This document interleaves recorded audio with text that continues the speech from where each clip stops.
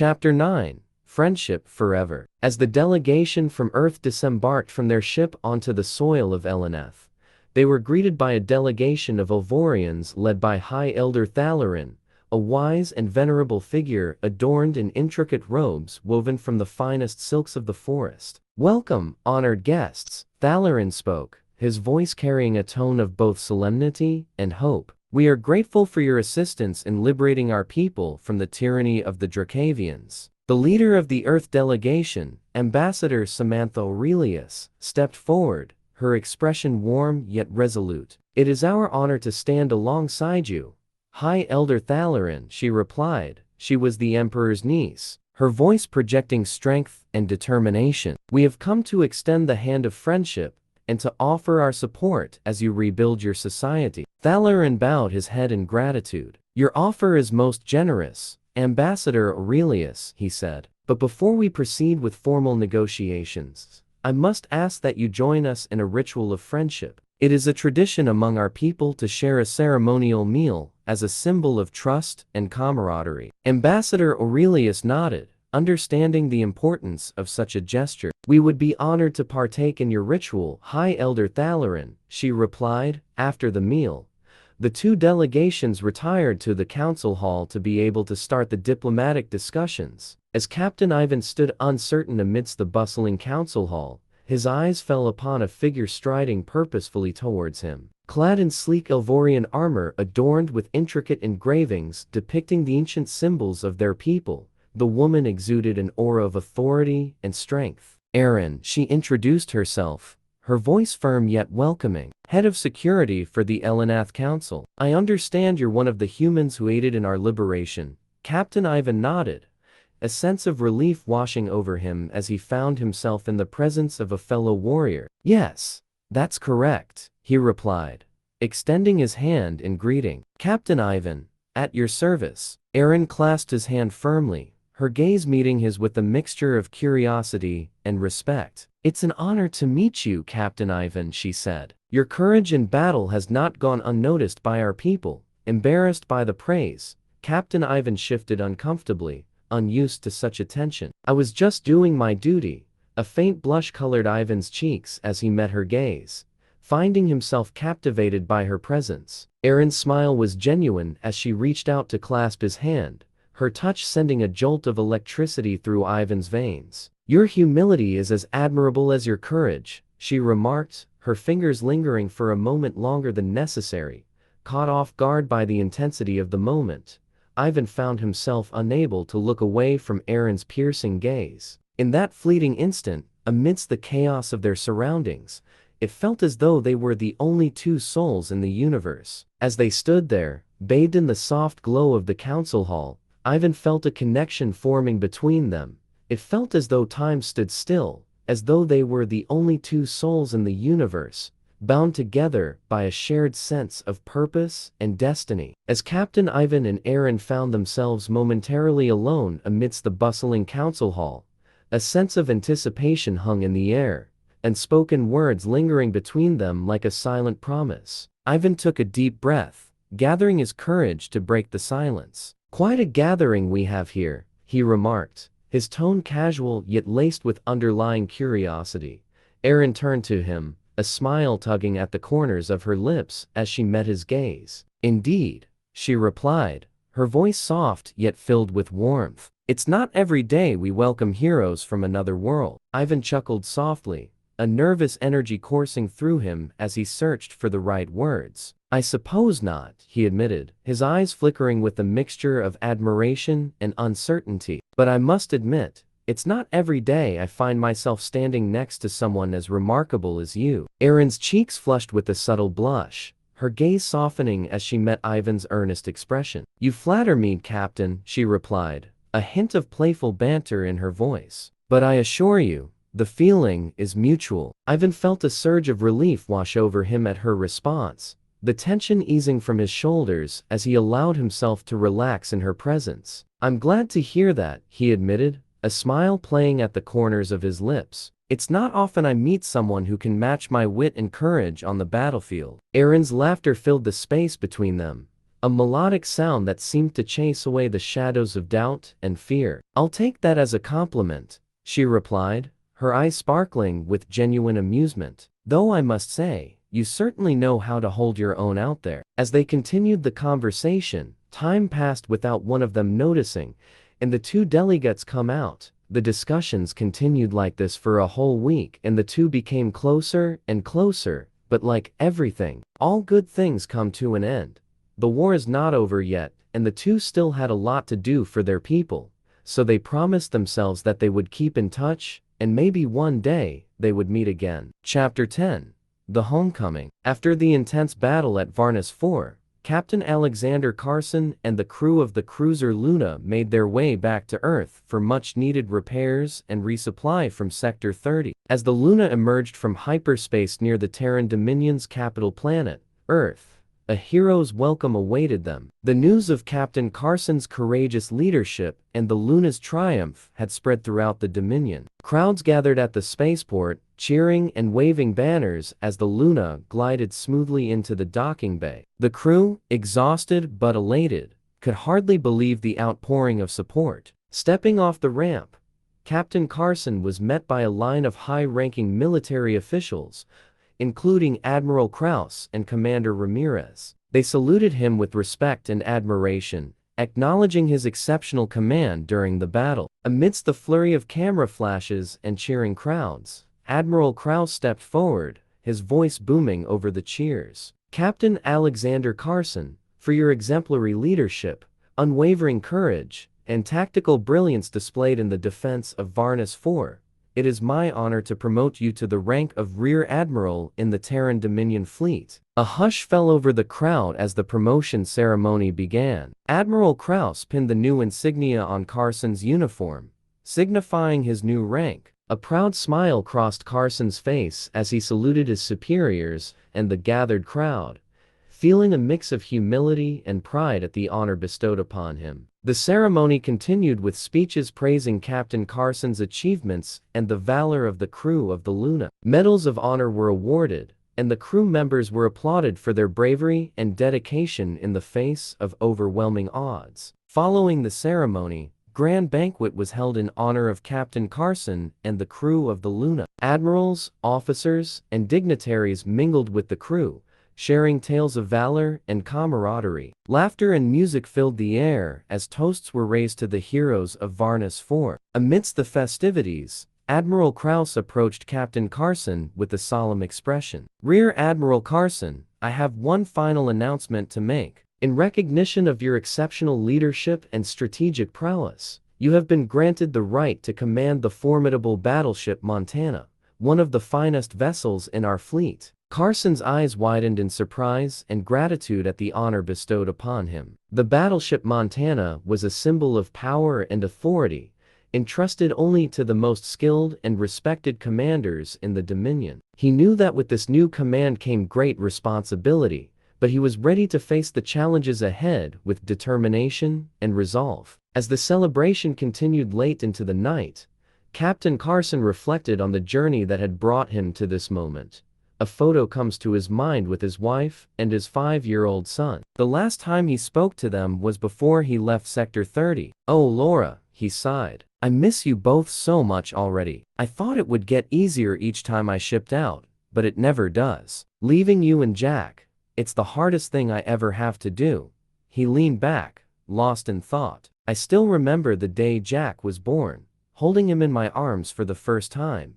He was so tiny, so perfect. I promised him I'd always keep him safe. And now, he's already 5 years old, growing up so fast." Carson smiled wistfully, remembering a recent vid call. "He looks so proud, showing me the spaceship model he built. I made it just like your ship, Daddy," he told me. Could hardly keep from crying, seeing how much he looks up to me. "He's the spitting image of me at that age," Laura always says, with the same twinkle in his eye. His expression turned somber.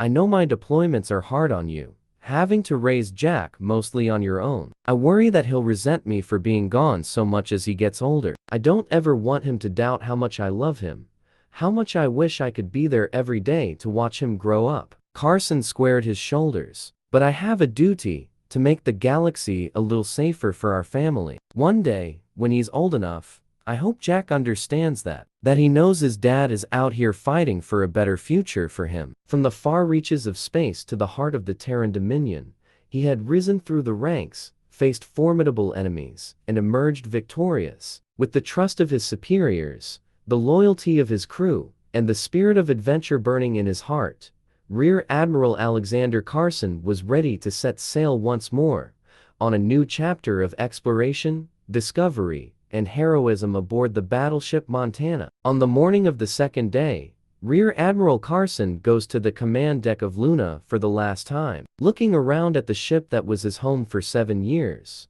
he called a meeting for all crew members.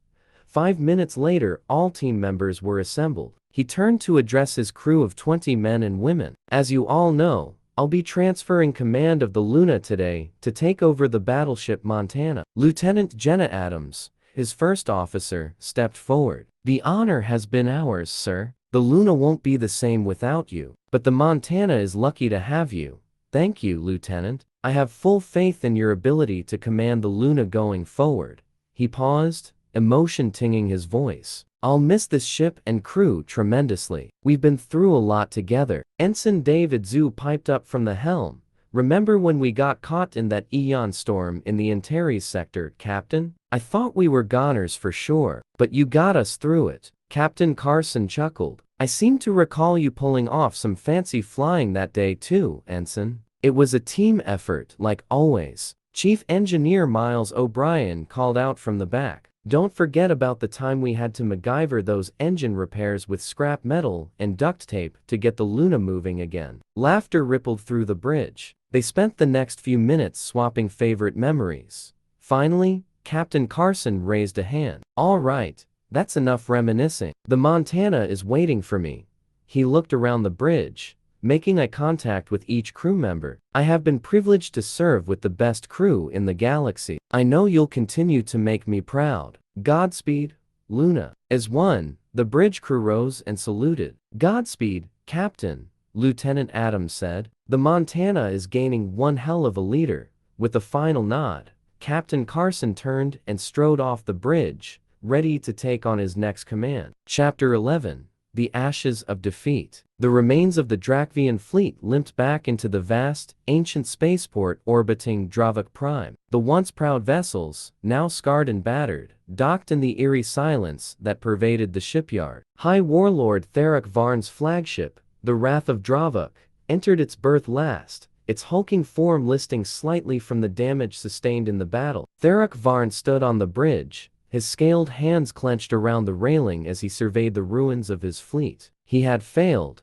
and the weight of that failure crushed down on him. As the docking procedures completed, he turned and made his way to the War Council chamber, dreading the meeting that awaited him. The elders, ancient and wise, sat in a semicircle around the holographic war table. Their faces, etched with the wisdom and scars of countless battles, were unreadable. As Therak entered, he could feel their eyes on him, judging, calculating. Elder Varrock, the oldest and most revered among them, spoke first. High Warlord Therak Varn, we have received your report. The loss at Zeta Trianguli is a grave setback. Therak nodded, his voice heavy with regret. Yes, Elder Varrock. The humans. They were prepared, and their weaponry was beyond anything we anticipated. We were outmaneuvered and outgunned. Elder Zara, known for her strategic brilliance, leaned forward. Tell us about the enemy's capabilities. How did they manage to defeat our fleet so decisively? Therak's gaze dropped. Their tactics were relentless, and their firepower overwhelming. They coordinated their attacks with precision and used their aircraft carriers to maintain constant pressure on our flanks. We couldn't break their formation. The room fell silent, the gravity of the situation settling over them like a shroud. Elder Varrock broke the silence. We cannot continue this war if they possess such destructive power. We must seek another path.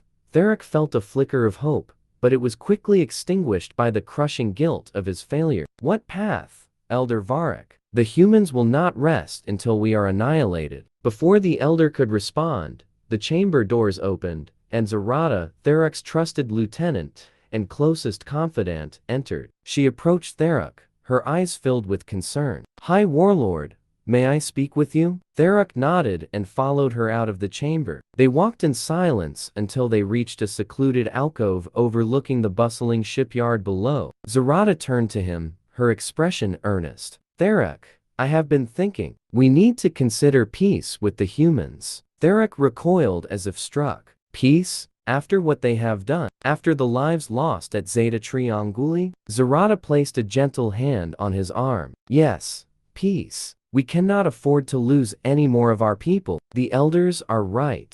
The humans' power changes everything. We need to preserve what we have left." Tharak's shoulders sagged, the weight of the past days crushing him. "I have led our people into disaster. How can I now ask for peace?" Zerata's eyes softened with empathy. "You have led with courage and honor, Tharak. But even the greatest warriors must know when to seek another way. The humans are not monsters. They might be willing to negotiate, especially now that they have shown their strength." Tharak turned away, staring out into the void. "How can I face them after all the bloodshed?" Zerata moved closer, her voice a whisper. "You can face them because it is the only way to save our people. Let us send a delegation. Let us try to find common ground. We owe it to our ancestors, to our children, to find another way." Tharak felt a tear slide down his scaled cheek. He had not cried in decades, but now, the floodgates had opened. "I don't know if I can do this, Zerata. The weight of my failures. It's too much." Zerata embraced him,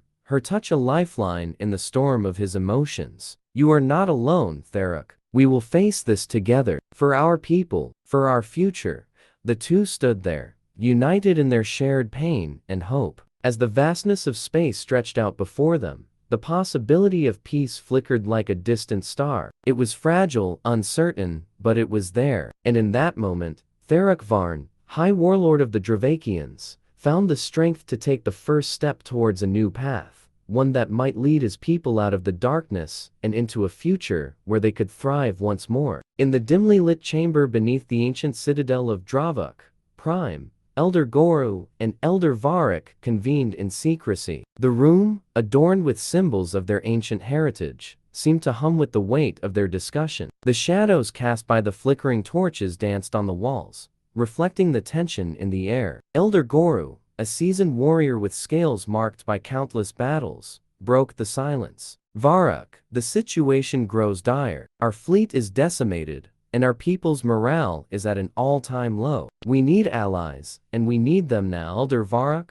his eyes sharp and calculating, nodded slowly. "I agree, Goru. The humans have proven to be formidable opponents. We cannot face them alone." Goru leaned in, his voice a whisper. "There is one possibility we have yet to explore. The Korans." Varric's eyes widened slightly, a mix of intrigue and caution in his expression. "The Korans. Insectoid beings with the hive mentality and unparalleled adaptability. They could be the key to turning the tide, but contacting them is fraught with risks." Goru's gaze hardened. "Risky, yes, but necessary. You were our liaison with the Korans in the past. You know their ways better than anyone. Can we convince them to aid us?" Varric sighed, the weight of his past interactions with the Korans heavy on his shoulders. "The Korans respect strength and cunning. They are not easily swayed by mere words. We must offer them something of value, something that aligns with their interests." Goru's eyes glinted with determination. "What do they value, Varric? What can we offer them that would compel them to join our cause?" Varric pondered for a moment, his mind racing through his previous dealings with the Korans. The Korans seek resources to expand their hive and ensure the survival of their species. They value territory rich in minerals and organic materials. We have several uninhabited systems that could serve their needs. Goru nodded thoughtfully. "If we promise them these systems, will they come to our aid?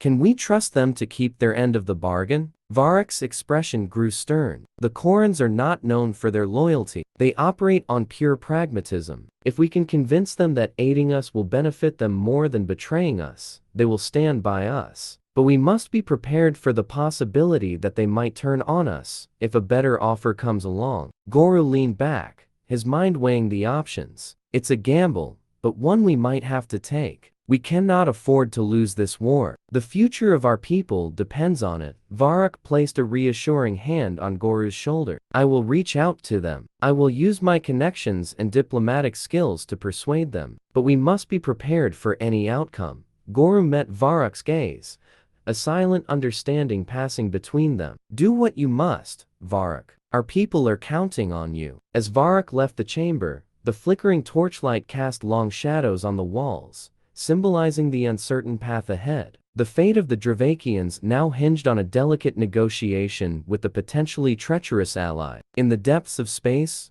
alliances and betrayals could mean the difference between survival and extinction.